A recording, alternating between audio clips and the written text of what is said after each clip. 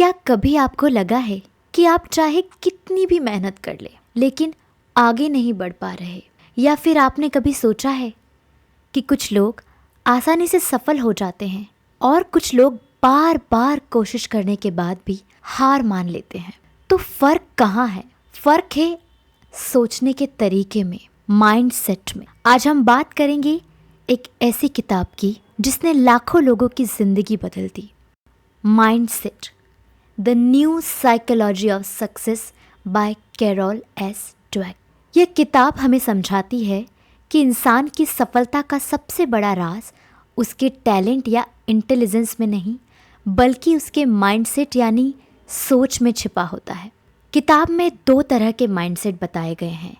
Number 1 fix mindset, number 2 growth mindset.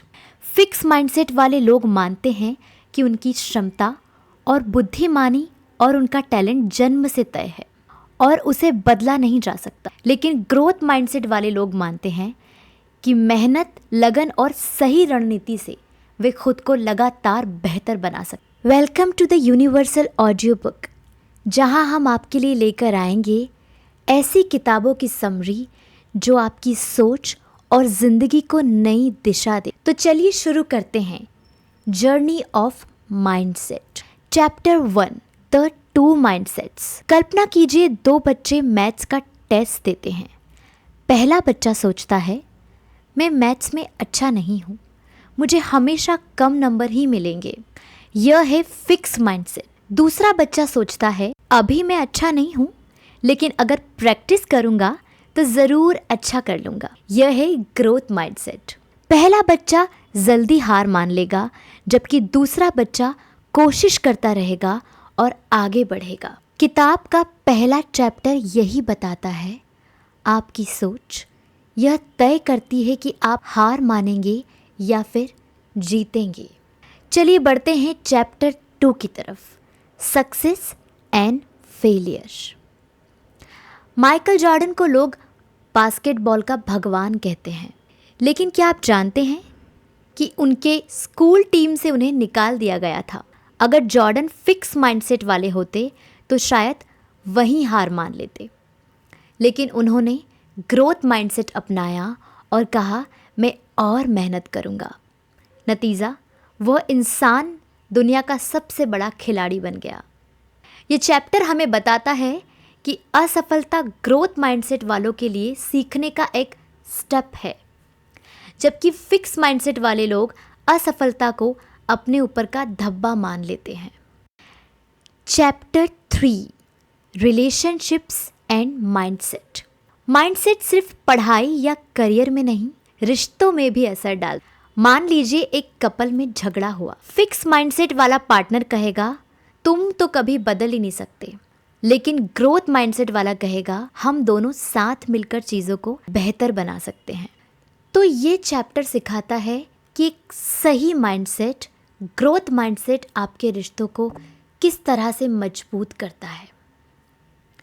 चलिए आगे बढ़ते हैं चैप्टर 4 की तरफ, अप्लाइंग ग्रोथ माइंडसेट।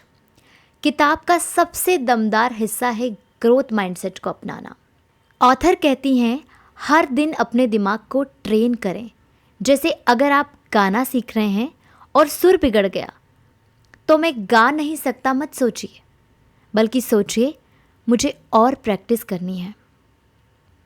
छोटी छोटी गलतियों को सुधारते हुए आप बड़े बदलाव ला सकते हैं। ग्रोथ माइंडसेट का मतलब है हार को सीख में बदलना। तो चलिए अब बात करते हैं इस किताब के की पॉइंट्स की। फिक्स माइंडसेट वाले मानते हैं कि टैलेंट और इंटेलिजेंस फिक्स्ड है, जबकि ग्रोथ माइंडसेट वाले मानते हैं कि मेहनत और सीख से सब कुछ बेहतर किया जा सकता है। असफलता ग्रोथ माइंडसेट वालों के लिए रास्ता दिखाने वाली टीचर है। सही माइंडसेट से न सिर्फ करियर बल्कि रिश्ते भी बेहतर हो सकते हैं। हर दिन अपने सोचने के तरीके को ट्रेन कीजिए, क्योंकि यही असली ताकत है। तो दोस्तों, यही थी माइंडसेट बुक की समरी। अगर आप अपनी ज़िंदगी में ग्रोथ माइंडसेट अपनाते हैं तो कोई भी सपना बड़ा नहीं होता। अगर आपको ये ऑडियो बुक पसंद आई हो तो चैनल को लाइक और सब्सक्राइब ज़रूर करें। और हाँ, कमेंट करके बताइएगा कि आपको इस किताब का कौन सा पॉइंट सबसे ज़्यादा वैल्यूबल लगा। आपके विचार हमें मोटिवेट करेंगे और हम आपके लिए और भी बेहतरीन किताबों की समरी लेकर आएंगे। मिलते हैं अगले एपिसोड में, तब तक के लिए कीप ग्रोइंग, कीप शाइनिंग।